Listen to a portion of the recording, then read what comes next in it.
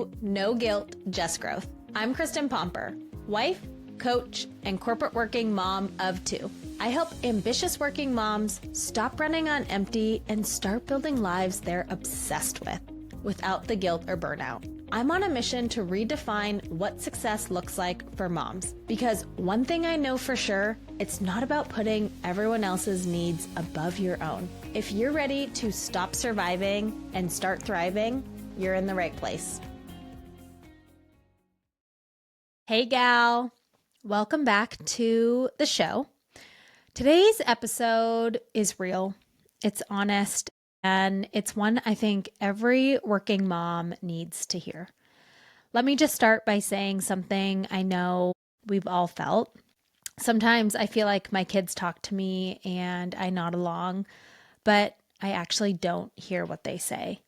There are nights I tuck them into bed and I realize I can't remember one meaningful moment from the day because I was so rushed, so distracted, so mentally just somewhere else. Sometimes I'm with them, but the version of me that they get is depleted, exhausted, and distracted.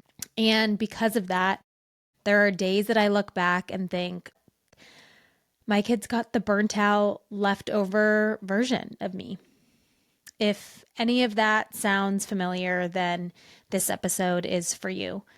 Because today we're talking about something that matters far more than the hours you spend physically around your kids. We are talking about your presence. Somewhere along the way, I think we started to confuse proximity for presence. And those two things, they are not the same.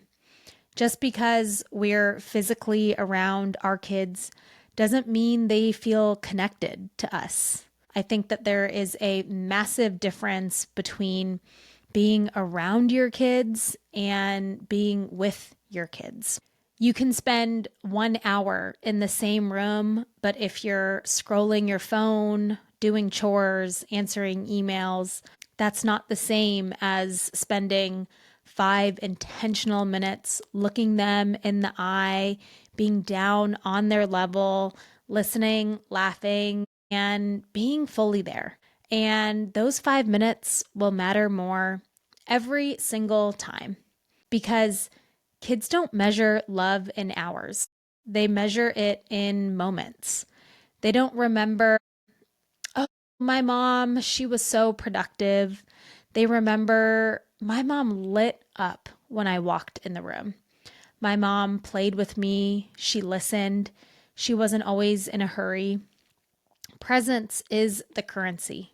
Presence is what lasts. And trust me, I have had seasons, and maybe you have too, where I was in the same room as my kids, but mentally toggling between 12 different tabs.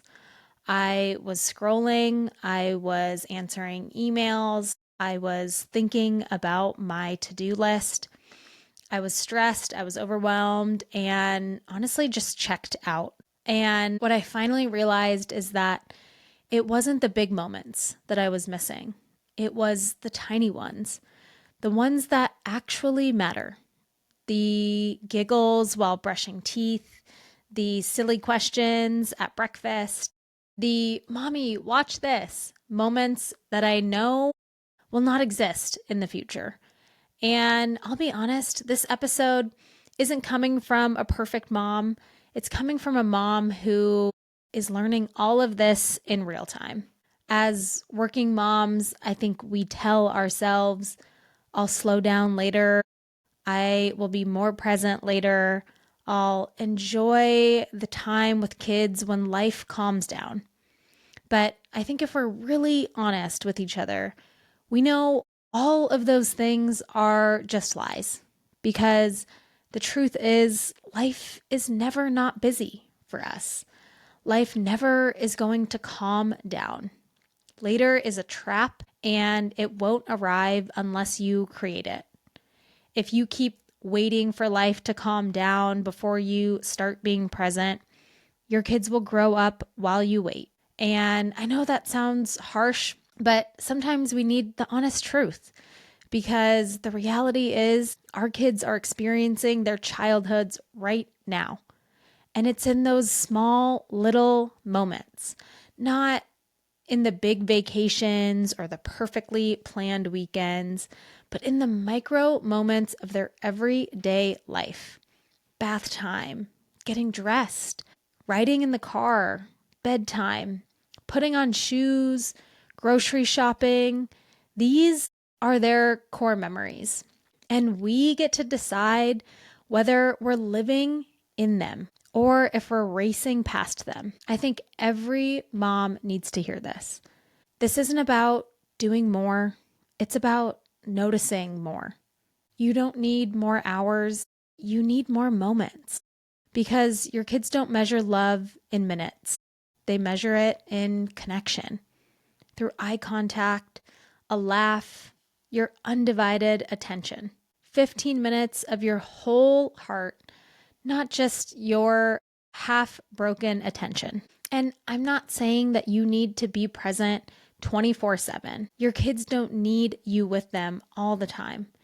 They need a mom who, when she is with them, is truly there, not thinking about laundry or emails, not half scrolling while half listening, not running the home like a business.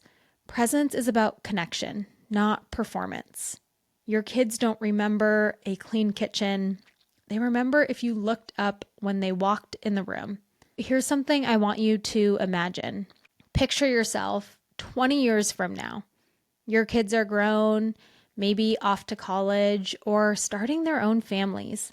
You're packing up old toys, old drawings, little shoes, and you're thinking about the one thing you wish you did more of. I'm willing to bet it's not anything along the lines of, I wish I packed lunches faster. I wish I answered those emails quicker. I wish I kept the house cleaner. It's, I wish I slowed down. I wish I soaked them in. I wish I was there, like really there, for the sticky fingers, the early morning snuggles, the mama, will you lay with me moments. Through the chaos and the magic. It's happening now. And one day we'll be wishing what moms with older kids say all the time, that we could go back to the chaos that we are in right now. So if you're feeling like you're letting the moments go by, try one of these tools. Create a 10-minute connection pocket every day. It doesn't have to be an hour. It doesn't have to be a whole afternoon. 10 minutes is all it takes. But here's the kicker. No phones, no distractions, just you and them. Your full, undivided attention. These tiny pockets, they build attachment and trust and safety faster than anything else. Or anchor one connection ritual every day. Choose one thing that you'll consistently show up for, whether if it's breakfast together, bedtime snuggles, an after-school chat, a nightly dance party in the kitchen. Protect it like it's sacred. Or maybe you do one micro moment of joy a day. Turn something so ordinary into something that's super fun. Race to the car, sing during bath time, make brushing teeth silly, turn your cleanups or getting dressed into a game. Joy, it doesn't have to take a ton of time, but it takes intention. And all of those things that I just listed, they aren't just tasks. They're opportunities for connection. Another one that you could try is practice phone down presence. Turn your phone face down, put it in another room, turn on do not disturb. The wake-up call that I needed to implement this one was when Liv constantly told me, Mom, put down your phone. I don't ever want my kids to think that they're competing with me and time scrolling. One motto that I've tried to start living by is live where your feet are. Every time your brain drifts, pull it back to the moment that you're in right now and just remind yourself to be here, to be present. And then lastly, give yourself presence too. Self-presence is self-regulation. It's noticing your own emotions. It's giving yourself a moment before reacting. It's recognizing when you need space. When you feel grounded, your presence with your kids becomes natural.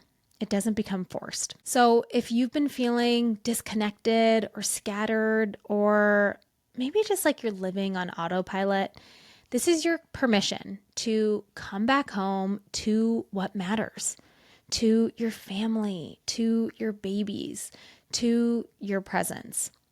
Because again, motherhood is not measured in minutes. It's measured in connection.